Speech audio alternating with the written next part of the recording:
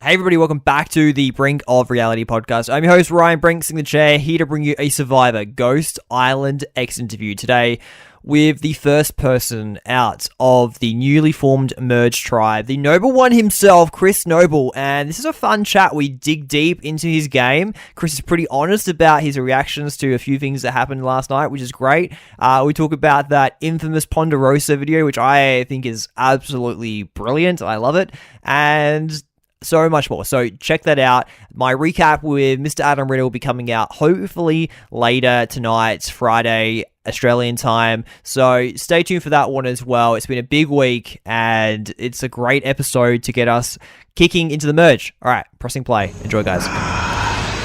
So this is the Sierra Dawn Thomas Legacy Advantage. This was actually won by Jacob on day one. He willed it to Morgan, and she willed it to me. This allows me to play immunity at 13 people left in the game, or 6. I'm playing it tonight for myself at 13. Eighth person voted out, the first member of our jury. Chris. Good deal. That's 7, that's enough. Need to bring me your torch. All right, patching in someone who I thought was one of the most interesting characters we have had on Survivor in a very long time. The Nobel one himself, Chris Nobel. Chris, what's going on, bud? Well, it's humbling and it's an honor for me to hear that. It was the game itself was just an incredible experience, and I was blessed to be on it. Chris, I've got to ask you, can you just describe to me in your own words what happened last night? I definitely think it's fair to say I got blindsided. Yep. I definitely went home with an idol. I don't regret not playing the idol. I was thinking big picture, and if there was any tribal, I was probably going to survive, which the chances really of all of them after the merge are pretty slim. But if there's any chance, it'd be that one, because as those numbers shrink, I'm just going to be more and more and more of a threat. So I took my chances. It didn't work out. The biggest thing for me was I should not have made that mistake at the water well. Yeah, I did, and if I could go back and change something, I would do that. But it is what it is. So why do you consider that a mistake when you brought the other people over, leaving out Wendell and Dominic? Why do you see that as a mistake? Well, let me just state that I didn't bring them over there. Okay. Wendell and them tried making it seem like it was a dictatorship. Man, all these grown people can make their own decisions and go wherever they want. Yeah. I didn't tell anyone to come with me to the water well. I asked 2 people, Angela and Des, my 2 day ones, if they wanted to go get water, and they said yes. And it's not my problem that everyone else followed, except for Dom and Wendell. So, yeah, I got voted out, and I made a poor decision out of frustration, really. I just felt like a lot of people were out there just trying to get onto another episode, and were out there for vacation and whatnot, and sipping on mimosas and pina coladas instead of playing the game. Yeah. This, I mean, think about it. Anyone that's played, that knows the game of Survivor, and I'll be the first to admit, there are people that know the game of Survivor way more than me out there.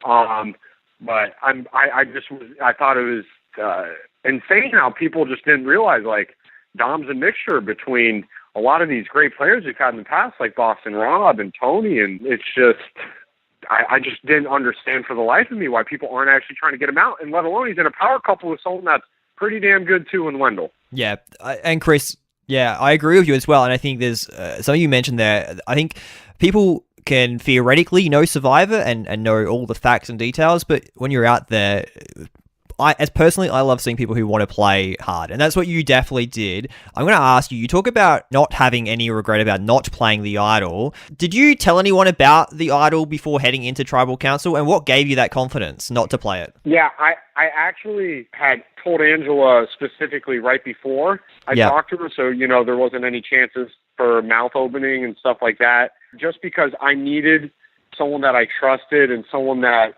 could maybe give me good insight as far as Angela. She's been my number one.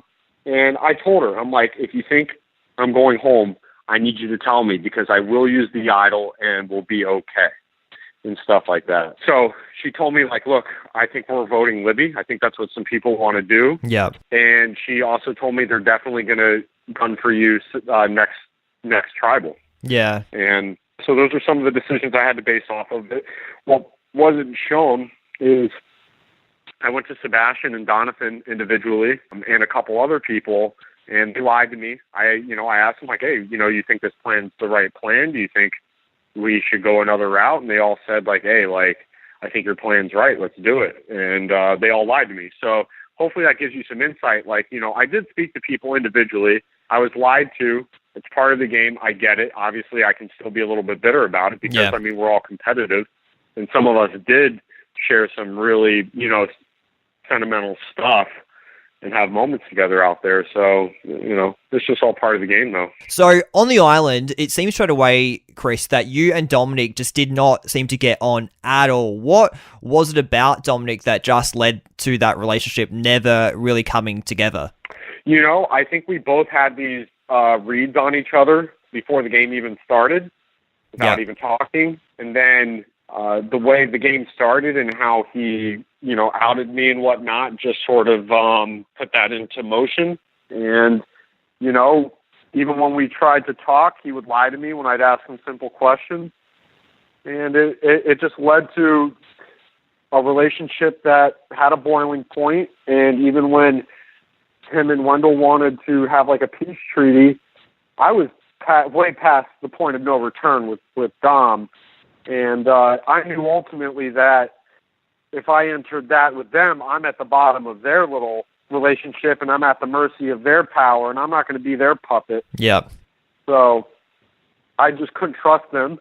I didn't know where they wanted to go with that, and asking me what Malolo I wanted to do, I just thought that if I told them or gave them insight on my strategy, that they would just out me and try and spin it on people. And I couldn't let that happen. It's really interesting because it seemed like in the last swap that you kind of reconnected with Wendell and it seemed like you were kind of on the same page. But then we see in this episode, he's gone straight back to Dominic. And then when he votes for you, he's pretty harsh in the way that he's coming across. What did you think about seeing that tribal vote from Wendell towards you? I thought that was classless.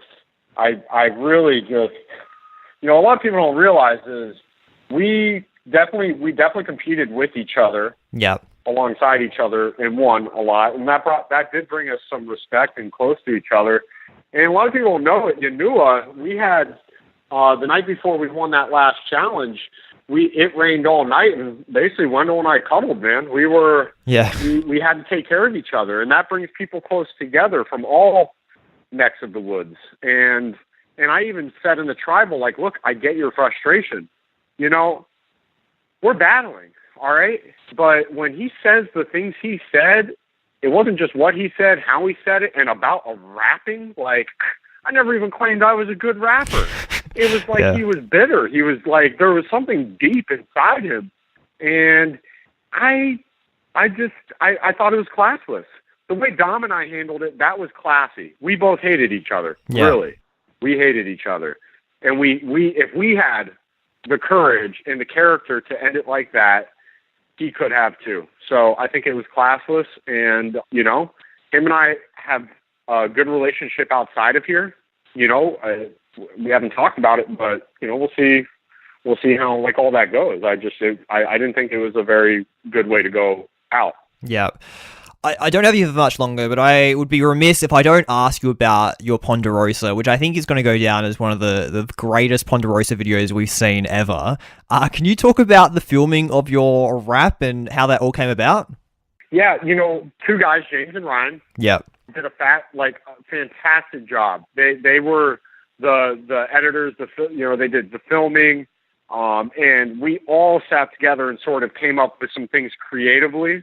So first and foremost, I think they should deserve a lot of praise for it. I wrote the lyrics, and then we sat down, we game planned. We only had about 4 or 5 hours to do this video, and we got it done. And it ended up being, amazing. Look, I didn't do this because I thought I was a fantastic rapper. I did this because I'm an entertainer. I want people to laugh. I know, I'm not trying to be someone I'm not. And that's the point, too. I want people to dream big. Who would have thought that some dude like me was going to go out here on the Survivor, then do a rap video, and, some people love it and they get it. And if you listen to the lyrics and read it, there's actually a story being told. Thank you so much. I hope that we eventually see you on Twitter as well, because I think you'd be fantastic on there as well. We're missing you from Twitter, so hopefully we'll see you there soon. But all the best, and I genuinely hope you get to play again sometime. Hey, I appreciate the love, and I appreciate you guys seeing the fun part of me in the game. And I'm sending my love out to Aussie land. Cheers, mate. Talk to you later. Bye. All right, cheers.